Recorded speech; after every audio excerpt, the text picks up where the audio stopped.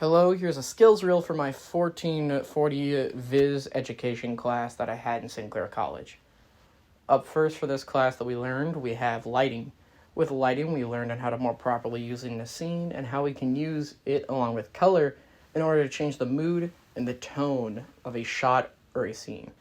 Of these three shots that we had, we have this first one, which is a model holding the mouse. With this one specifically, we have this kind of soft purple coming in from the right and a soft white coming in from the left to give it this kind of nice and warm tone that feels almost kind of magical in a sense.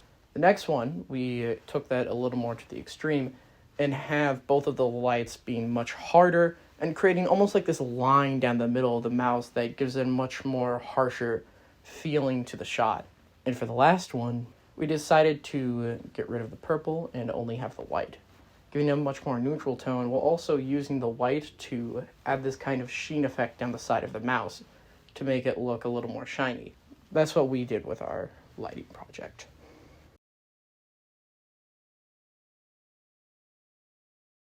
Moving on from week 1 to week 2, we're learning about movie cameras and how to operate their different settings. The only settings that we're going to be worrying about right now, though, has to do with custom pictures and camera setups sub-settings 1 through 5. For a custom picture, it's just a simple menu that you can click on in the menu and see to select or edit or create new custom pictures. On to camera setup, it's the first menu with a simple camera icon on a tripod. And for this one, the 5 main submenus that we're worrying about are the focus for the iris of the camera and the different settings according to that. The second is the shutter angle and the ISO and how to change that and edit it. The third one is the white balance and the different temperature of the shot that you're trying to get. The fourth one is autofocus and manual focus and how you want to use those settings. And the final one of the 5 is face tracking, making it much easier to focus on someone's face during an interview or during any other kind of video you're trying to shoot. Another thing to note though is we also learned how to operate the menu itself. You can see it near the bottom right side of the camera with a menu button. You operate it by using the lower scroll wheel. By spinning it right, it moves to the right of your menu. Spinning it left, or counterclockwise, it moves to the left of your menu. There's a button in the middle of it that allows you to select an option. And if you select an option, it'll bring up a menu that you can use to change what settings you have on your camera. Going from week 2 to week 3, what we learn about in week 3 is how to shoot in RAW and why it's valuable to us. Shooting in RAW is very much the same as shooting in a regular setting. The main difference between shooting in RAW, though, is the image quality. It's so much better to shoot in RAW than it is to shoot in any other image quality. Although, after you shoot in RAW and begin to edit it, it is desaturated, requiring a LUT to be added. You can see comparison here on what it looks like with a LUT and what it looks like without a LUT. Moving from week 3, and we're finally going on to week 4. With week 4, what we learned was pretty simple. We learned how to use ND filters and why they're valuable. The primary reason why they're valuable is if you're shooting outside and you don't want to blur your background because you're going to be forced to use f-stop outside, you can use an ND filter so you don't have to use f-stop and you can actually keep your background clear and not blurry if you want to see people in the background or for other reasons. Either way, an ND filter is a good way of stopping your background from being blurry by using an f-stop. Alright, well now that I'm back from a little event, we can talk about week 5. In week 5, what happened was we learned how to use DaVinci Resolve and how to color correct. You can see with these 5 examples here how I desaturated it somewhat and made them all look somewhat similar to each other, because some of them were definitely a little more brighter than others, especially the final clip, which was a lot more orange than the rest, making it a little harder.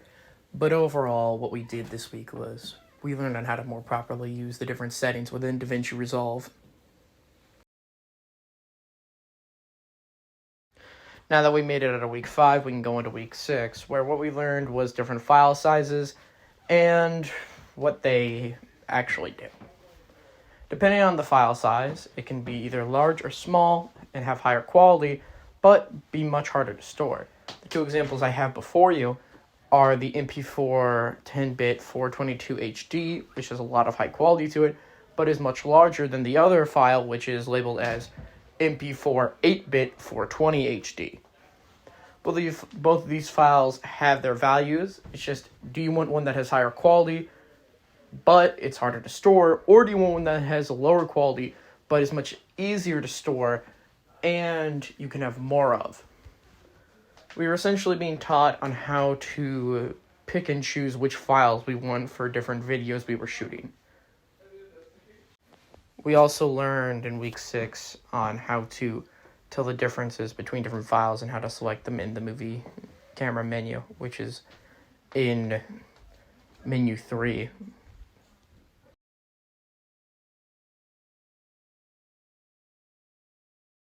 Week 7, we made it past week 6 finally, and we're on to week 7.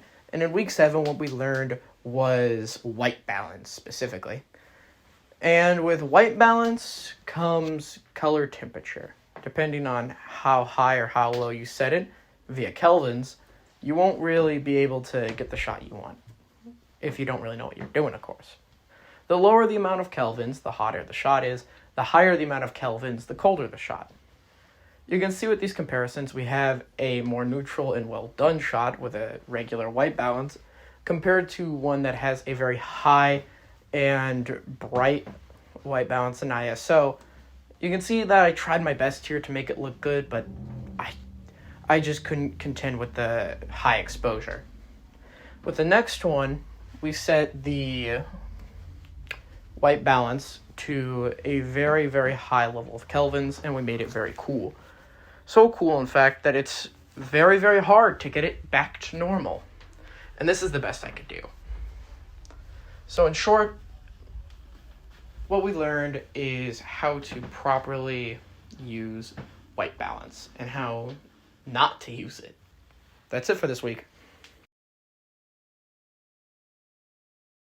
Dun dun dun. Week 8. Focal lengths. Yeah, so anyways, what we learned in week 8 was focal lengths, and it was essentially that kind of effect you see in a dolly zoom where it like heavily distorts the background and pushes it forward and pulls the character forward as well.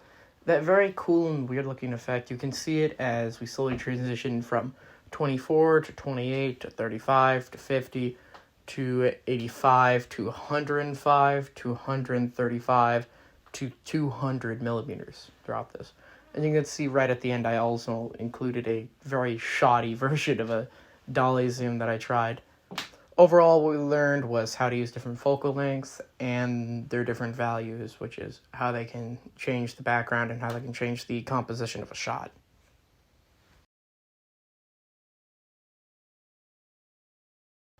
We're finally here. We're at the end. Week 9. In week 9, we learned about camera mounts and their different values and how to use them. In the first example here, we have the cart mount, where we're using a pan and a tilt.